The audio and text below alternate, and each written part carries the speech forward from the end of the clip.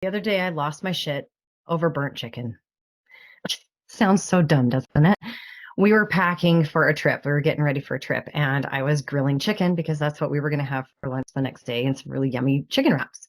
And I'm planning and I'm delegating and I'm telling the kids, do this, do that. And I'm throwing this. And I've got my list in my head. And I had a short list on my phone, but not the list I normally have.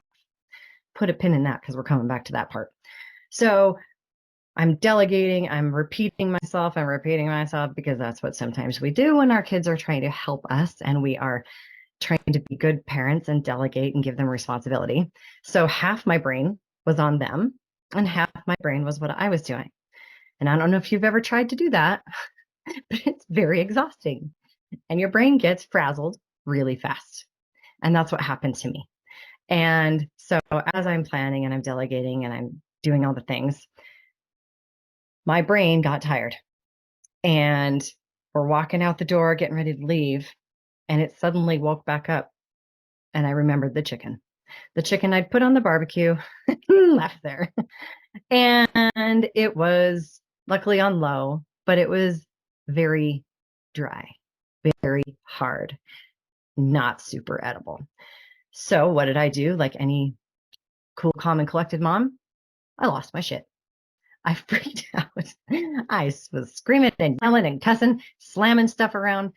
And was it directly my kids' fault? No. But I was pissed at them for it. And I was pissed at the world for it. I was even pissed at my husband for asking me if it was burned. I was so rude to everyone.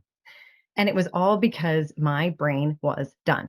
I was mentally shot from doing all the thinking for everyone all day. And I'm sure you've been in that position. In fact, I know you probably have because mental exhaustion is up 30% this year.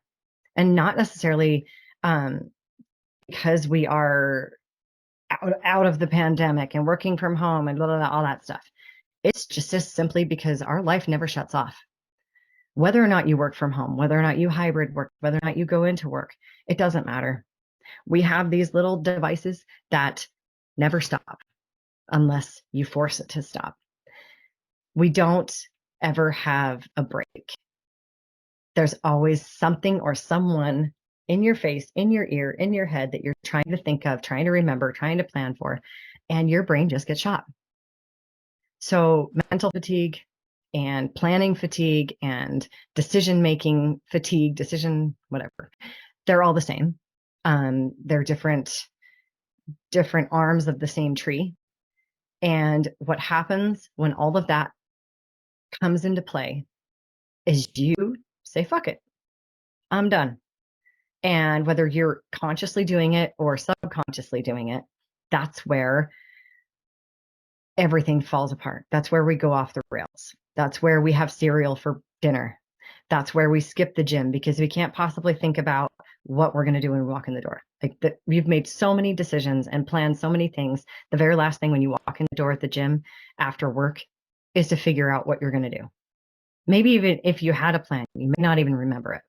Which, P.S., that's why it's better to work out in the morning, one of many reasons. But if that's the only time you can work out, have at it.